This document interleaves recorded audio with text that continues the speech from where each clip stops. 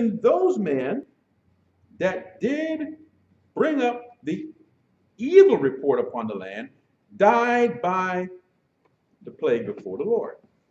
But Joshua, the son of Nun, and Caleb, the son of Jephunneh, which were of the men that went to search the land, they lived still. So everybody died except for two. Do you know that when they finally went into the promised land, the only two people that were alive when they had come out of Egypt, that is, they were fully grown men, they had children, but the only adult men that were adults when they came out of Egypt were Joshua and Caleb. All the other grown men died in the wilderness. So why did he spare Joshua and Caleb? Because when they went into the land to spy it out, they came back and they told the congregation in Moses, we are able to conquer the land in the power of God. They were looking at it from a standpoint of faith. The other 10 men that went in looked at it from the standpoint of the natural man. Says, we can't fight against these people that live in these walled cities, and they got iron chariots, and they got spears and swords, and we got giants in there that are 7, 8 feet tall men. We can't fight against these people. Let us just go back. And that killed the faith of the congregation. Resulted in murmuring. See that? Murmuring, complaining. Why you bring us out here? We're going to die out here.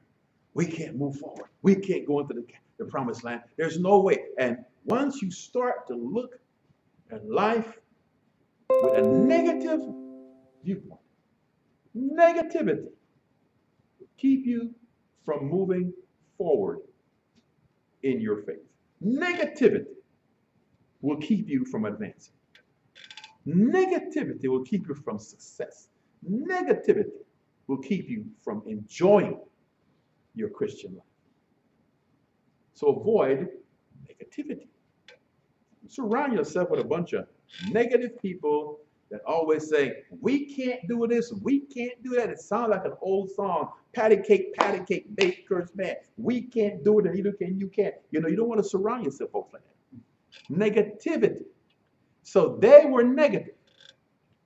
And so since they were negative, God said, okay, you don't believe me? Now, what do you have? Was there some kind of evidence that God could have done this for them? Well, I think if you go back again to the 10 plagues of Egypt, and you have water coming from a rock, and you have the Red Sea divided, and you have these miraculous bread falling from heaven, I would say, I think God can deliver the Canaanites into my hand. You see, their faith was in themselves. The ones that brought up the negative report. They had faith in what they could do. But God doesn't want us living like that. He wants us living, having faith in what he can do. Because what you and I can do is very, very, very limited. But if we live by faith in what he can do, now we are going to go forward. So stop living your life based upon what you can do, and start living your life trusting what he can do. So they said, we're not going to conquer the land. These are the same people who said we need flesh to eat, we need water to drink, we need food to drink, Pharaoh's soldiers are going to kill us. The same people who are always thinking the worst. Negative thoughts. And they weren't done yet. Because in Numbers 16, we find yet another complaint. Another complaint in Numbers 16. And it says in Numbers 16 and verse 2, and they rose up before Moses with certain of the children of Israel, 250 princes of the assembly, famous in the congregation, men of renown, and they gathered themselves together against Moses and against Aaron, and said unto them, ye take too much upon you, seeing all the congregation are holy. every one of them, and the Lord is among them. Wherefore then, lift ye up yourselves above the congregation of the Lord. Wow. So now they're accusing Moses and Aaron of acting like princes over them. Now let me ask you this question. Were Moses and Aaron self-appointed? Did they appoint themselves? As a matter of fact, we read early in Exodus that Moses says, can you please send somebody else to do this? I am not eloquent. I can't speak. You sure, God, you want me? He was trying to get out of it. So it's not as if Moses said, okay, I'm going to go ahead and I'm going to be your king or whatever. He was given a task to do. And in the process of doing this task, of course, he became prominent. He became a leader. But these other men, they had their own agenda. And they wanted to do what? Usurp the leadership of Moses. There was some envy in there as well, no doubt. Want to get some of that prominence, that glory, that fame that he had. But the problem with them is that they were not appointed by God. And so the Bible says in Numbers 16:32, and the earth opened her mouth and swallowed them up and their house and all the men that are pertain unto Korah and all their goods. So that's how God dealt with that. He put an end to it by having an earthquake happen and the earth swallowed up those men. Now, we find, let's receive the Sunday school offering before we move on. Any comments or questions? Any comments or questions? That's what I wanted to say as far as the murmuring. Yes.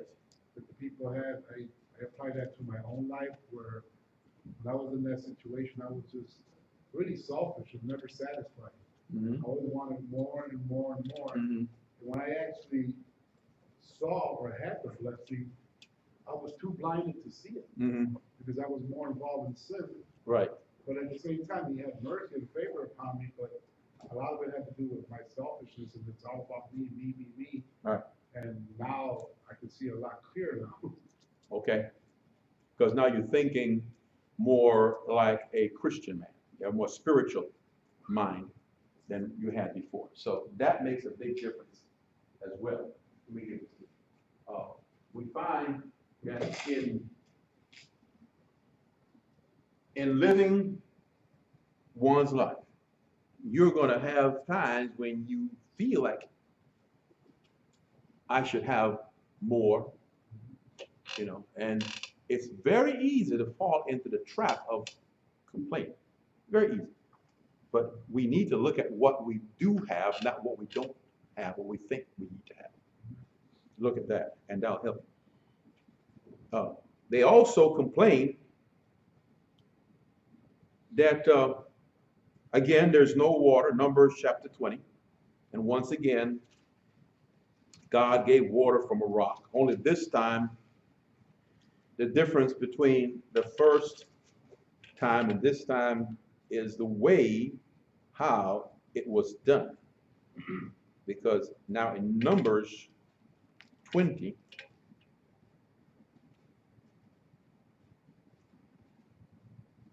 notice what it says in verse number 10. And Moses and Aaron gathered the congregation together before the rock. And he said unto them, hear now, ye rebels, must we fetch you water out of this rock? And Moses lifted up his hand, and with his rod he smote the rock twice. And the water came out abundantly. And the congregation drank, and their beasts also. And the Lord spake unto Moses and Aaron, because ye believe me not to sanctify me in the eyes of the children of Israel, therefore ye shall not bring this congregation into the land which I have given them. So, do you know why God prevented Moses from going into the land? Because he told him speak to the rock. That's verse 8. Speak to the rock, and it will bring forth water. That's all he had to do. But at this point in the journey, Moses had become so frustrated with the constant complaining and murmuring and bickering that he lashed out in anger and smote the rock twice. God says, you did not honor me. I said, just speak to the rock. You smote it, you were angry, therefore you're unqualified. You cannot lead the people into the promised land, because it wasn't just the action, it was the heart with which it was done. The heart was not right. And then there was another complaint in Numbers 21 and verse number 5. There, the people spake against God and against Moses. Wherefore have ye brought us up out of Egypt to die in the wilderness?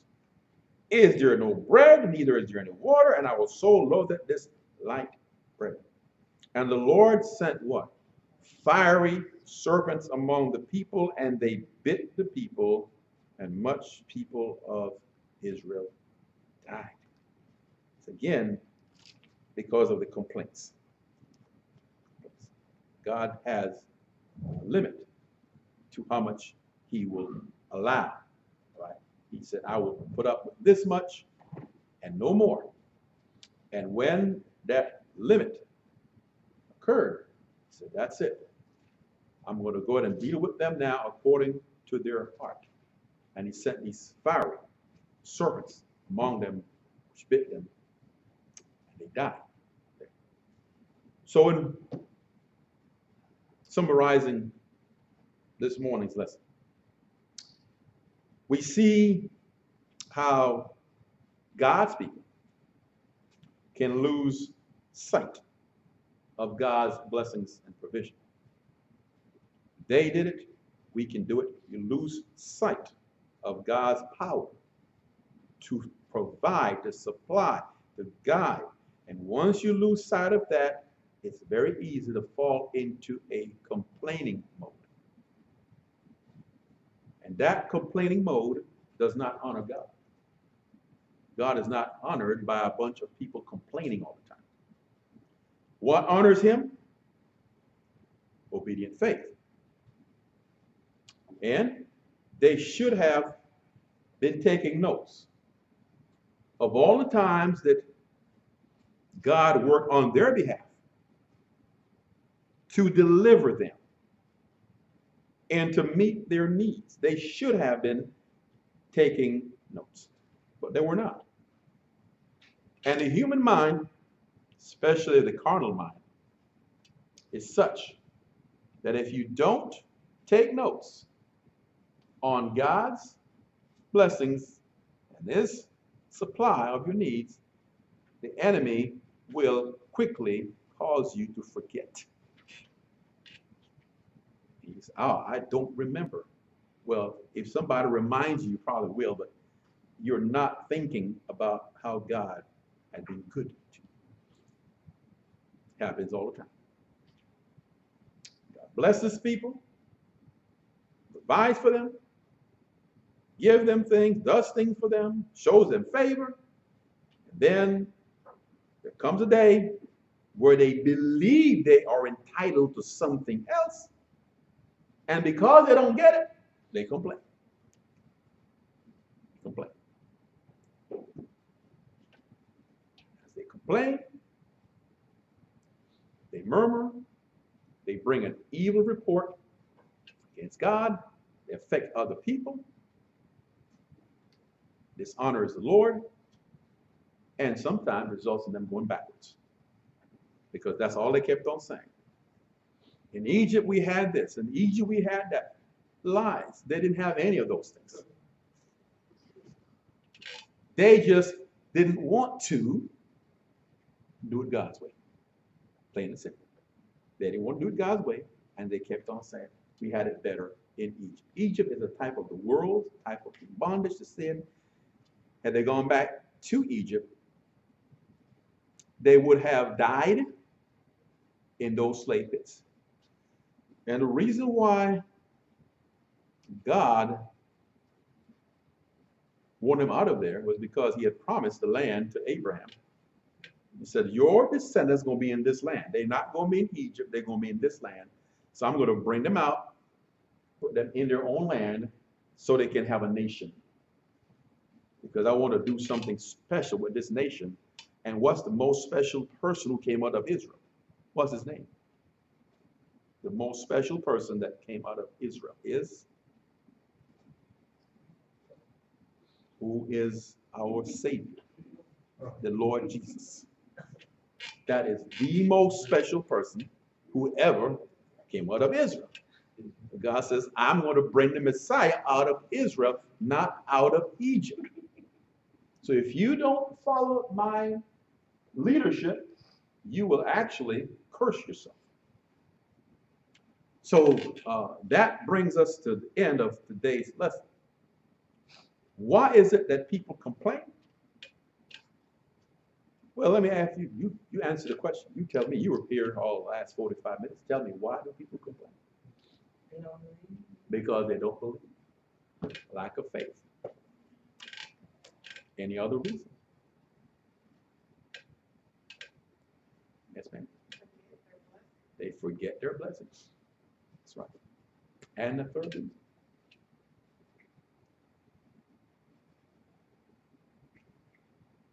Because they simply don't want to obey God. We don't want to obey God. We want to complain. We want to say it's too hard. I know we had 50,000 miracles that were done on our behalf, but we still don't believe it. So that is a complaining spirit. Is God pleased with that? No. What kind of spirit does God look for in his people? Obedient spirit of faith. Exactly right. Thanks so much. Your name is Sierra, right? Yes. All right, good. All right, so let's all stand together. Let's take a short break. Get ready for the 11 o'clock service. This morning message, we'll be speaking about loving the one that God has placed in front of you.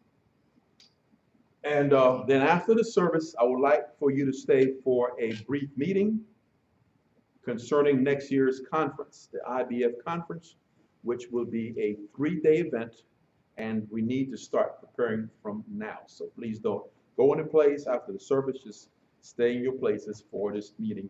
Let's stand and be dismissed with a song.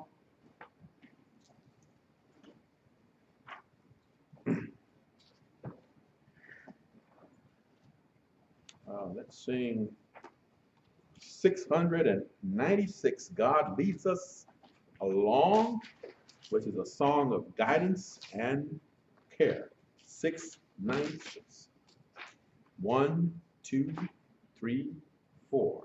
In shady green pastures, so rich and so sweet, God leads his dear children along. Where the water's cool flow bathes the weary one's feet, God leads his dear children along.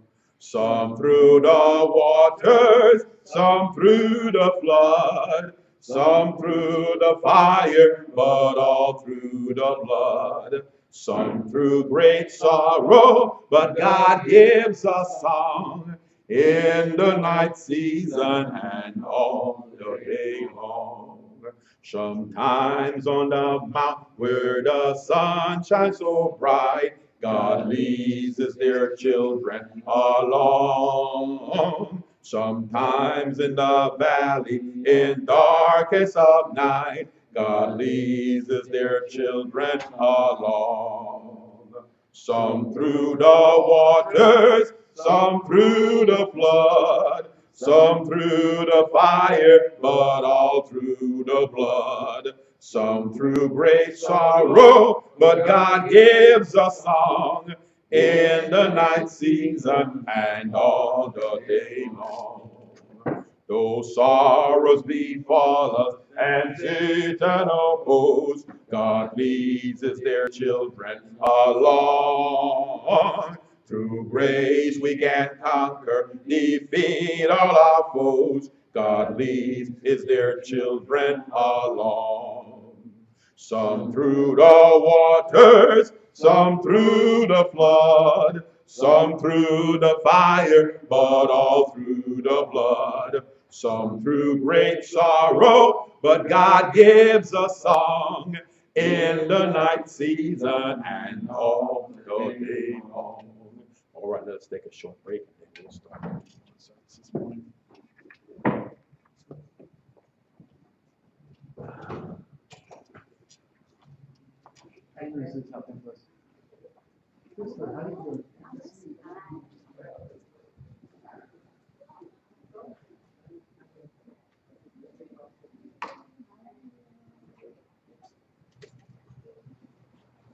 Brother Clay, we had it part of the bus route. No, sir.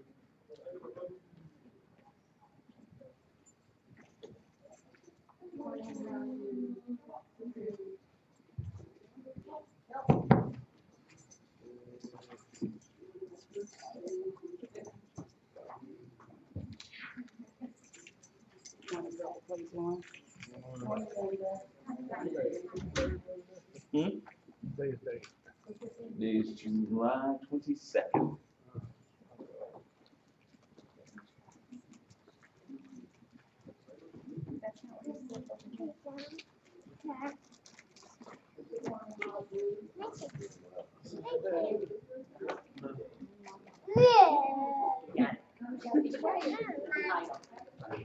Move it over. Why is it we don't Why do we complain? why is it Move down more, a little bit toward. Yeah. Yeah. I got in the book for me too.